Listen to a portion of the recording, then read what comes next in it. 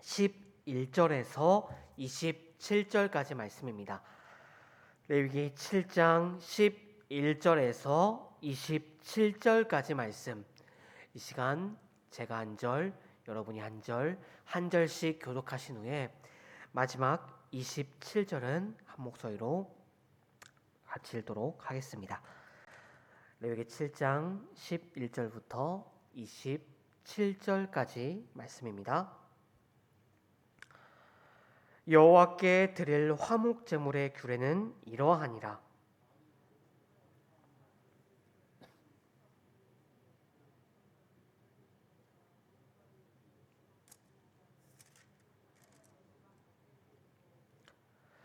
또 유교병을 화목제의 감사 제물과 함께 그 예물로 드리되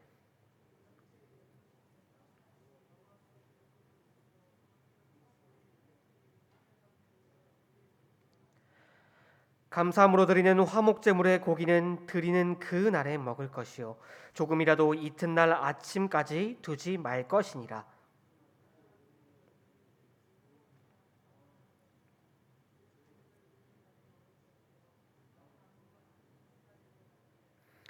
그 제물의 고기가 셋째 날까지 남았으면 불살을 지니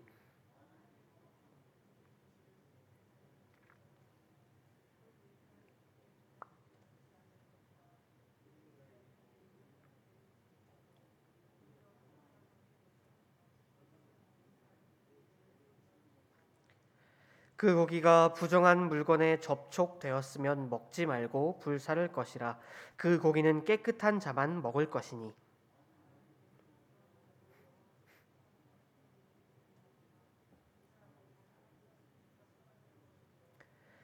만일 누구든지 부정한 것 곧 사람의 부정이나 부정한 짐승이나 부정하고 가증한 무슨 물건을 만지고 여호와께 속한 화목 제물의 고기를 먹으면 그 사람도 자기 백성 중에 끊어지리라. 이스라엘 자손에게 말하여 이르라. 너희는 소나 양이나 염소의 기름을 먹지 말 것이요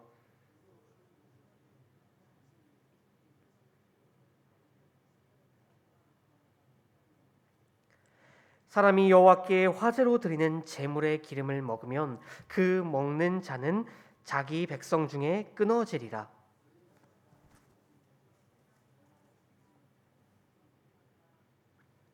우리 함께 읽겠습니다. 무슨 피든지 먹는 사람이 있으면 그 사람은 다 자기 백성 중에서 끊어지리라. 아멘. 어제 우리가 함께 살펴보았던 속죄제와 속건제의 추가 규정에 이어 오늘 우리가 함께 살펴볼 레위기 본문은 화목제에 관한 추가 규정입니다. 특히 오늘 본문은 감사의 화목제를 드릴 때의 규정, 또 화목제를 드리고 난 후의 부산물들을 어떻게 할 것인가에 관한 규정들이 자세히 설명되고 있습니다. 먼저 13절을 보시면 감사의 화목제를 드릴 때는 유교병을 감사의 희생제물과 함께 예물로 드리라라고 명하고 있습니다. 여기서 유교병이라는 것은 누룩을 넣은 빵을 말하는 것이죠. 그러니까 지금의 이스트를 넣어 부풀인 빵을 말하는 것입니다. 이것은 참으로 이례적인 명령입니다. 왜냐하면 우리가 레위기 말씀을 보게 되면 거의 모든 제사에서는 누룩을 넣은 유교병은 쓰지 못하게 되어 있기 때문입니다. 예를 들어 레위기 2장 11절 말씀을 보시면 너희가 여호와께 드리는 모든 소제물에는 누룩을 넣지 말지니라고 명시되어 있음을 우리가 발견할 수 있습니다. 이 누룩, 그러니까 지금의 이스트는 밀가루나 음식에 들어가 작게 시작해서 온 덩어리에 퍼지고 결국은 그것을 발효시킵니다. 작게 시작한 것이 온 덩어리에 퍼져서 발효시켜 크게 만들어 먹을 수 있게 만드는 것이죠. 그래서 성경에서 이 누룩이라는 것은 흔히 죄와 부패를 상징합니다. 왜냐하면 누룩이 작게 시작해서 신속하고 은밀하게 그 온 덩어리에 퍼지는 현상이 죄가 우리 가운데 확산되는 과정과 일치하기 때문입니다. 그래서 마태복음 16장을 보시면 예수님께서는 제자들에게 바리새인과 사두개인들의 누룩을 주의하라 라고 충고하고 가르치고 계시지요.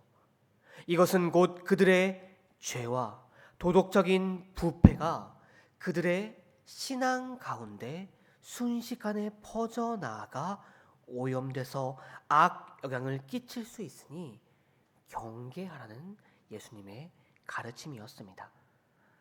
그렇기 때문에 대부분의 경우 하나님께 드리는 제물에는 누룩은 결코 들어가서는 안 되는 것입니다. 자, 그렇다면 감사의 화목 제물을 드릴 때에는 왜 누룩이 들어가는 유교병을 드려도 된다라고 드리라라고 말씀하고 계시는 것일까요? 보통 말씀드렸다시피 누룩은 위선, 죄, 변절을 상징하지만 어느 때에는 확장을 상징하기도 합니다. 누룩을 통해서 그 반죽이 발효되어 부풀어 오르는 것처럼 말이지요. 그러니까 이 감사의 화목제물에 들어가는 누룩은 죄와 부패를 상징한다라기보다는 여기서는 확장을 상징하고 있는 것이라고 우리가 생각할 수 있을 것입니다. 바로 유교병을 받으실 하나님께 드릴 감사가 확장되어야 한다는 것, 곧 감사를 드릴 때에는 풍성한 감사를 드려야 함을 여기서 말하고 있는 것입니다. 우리가 신약 성경을 보게 되면 여러 번 감사하라 라고 말하고 있음을 우리가 볼 수 있습니다. 심지어 골로새서 3장에서 바울은 너희는 감사하는 사람이 되라 라고 명령하고 있을 정도로 이 감사를 강조합니다. 여기서 이 헬라어로 감사라는 단어는 유카리스티아라는 단어입니다. 그런데 우리가 이 단어, 이 유카리스티아라는 단어를 조금 자세히 살펴보게 되면 이 단어는 좋은, 기쁨을 해당하는 유라는 단어와 은혜에 해당되는 카리스라는 단어가 합성된 단어임을 발견할 수 있습니다. 그러니까 감사라는 것은 하나님께서 나에게 베풀어 주신 좋은, 기쁜 은혜를 기억하며 그 은혜에 주신 하나님께 찬양과 영광을 돌리는 것이라고 우리는 이해할 수 있을 것입니다. 성도 여러분, 우리의 삶 가운데 하나님의 은혜가 아닌 것이 어디 있습니까? 지금까지 지내온 것 모두가 하나님의 은혜이고 오늘 우리가 살아있는 것도 하나님의 은혜이며 앞으로 우리가 사는 것도 하나님의 은혜가 아닌지요. 범사에 감사하라. 이는 그리스도 예수 안에서 너희를 향하신 하나님의 뜻이니라라는 우리가 잘 알고 있는 데살로니가전서 5장 18절의 말씀처럼 우리에게 주신 그 놀라운 은혜를 항상 기억하며 레위기 오늘 우리에게 주신 레위기 말씀처럼 범사에 감사함으로 풍성한 감사를 드리는 저와 여러분들이 되시기를 바랍니다. 우리가 주님께서 우리에게 주신 그 은혜를 기억하며 하나님께 감사를 올려드릴 때, 풍성한 감사를 올려드릴 때 주님께서는 우리에게 베풀어 주신 그 은혜보다 더 놀라운 은혜를 베풀어 주실 줄로 믿습니다. 다음으로 18절을 보시면 화목제 희생의 고기를 드리고 난 후에 그것을 처리할 때 그 고기가 제3일에 지나게 된 고기를 먹게 되면, 제3일에 조금이라도 먹으면 그 제사는 기쁘게 받아들이지 않을 것이라고 하나님께서는 말씀하십니다. 그러니까 제사를 드리고 난 후 당일, 그리고 그 다음 날에 그 고기를 먹어도 되지만 3일이 지난 날에 먹게 되면 하나님께서 그 제사를 받지 않을 것이라고 말씀하고 계시지요. 심지어 그 고기를 먹는 자는 죄를 짊어질 것이라고 말씀하고 계십니다. 자, 그렇다면 왜 하나님께서는 3일이 지난 희생의 고기를 먹을 때 그 제사를 기쁘게 받아들이지 않으실 것이라고 말씀하시는 것일까요? 광야에서 그 고기가 3일이 지나면 부패하기 때문에 너희가 먹지 말라라고 말씀하고 계시는 것일까요? 그것은 17절에 나오는 대로 그 고기를 불사르지 않았기 때문입니다. 곧 하나님께서는 하나님의 백성들이 감사를 드린 후에도 순종하는지를 보고 싶으셨기 때문입니다.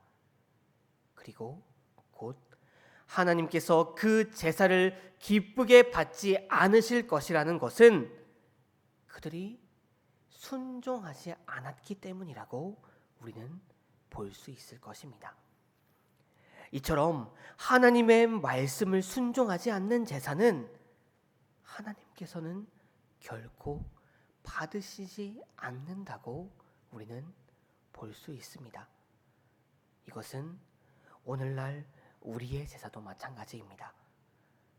우리 그리스도인들의 삶을 한마디로 말한다면 하나님께 제사를 드리는 삶이라고 정의를 내릴 수 있을 것입니다. 물론 우리는 구약시대의 이 백성들처럼 이제는 희생의 제사를 드릴 필요는 없게 되었습니다. 그러나 바울 사도는 로마서 12장에서 너희 몸을 하나님이 기뻐하시는 거룩한 산 제물로 드리라고 권면하고 있습니다. 여기서 바울이 사용한 몸이라는 표현은 두말할 나위 없이 사람의 인격과 그리고 그 사람의 삶 전체를 의미합니다. 참으로 하나님께서 우리에게 원하시는 제사, 하나님께서 기쁘시게 받으시는 제사는 나의 뜻이 아니라 하나님의 뜻을 따라가는 순종, 그 순종의 삶을 살아가는 우리의 모습을 말하는 것일 것입니다. 우리가 순종의 길을 걸어갈 때 언제 어디서나 무엇을 할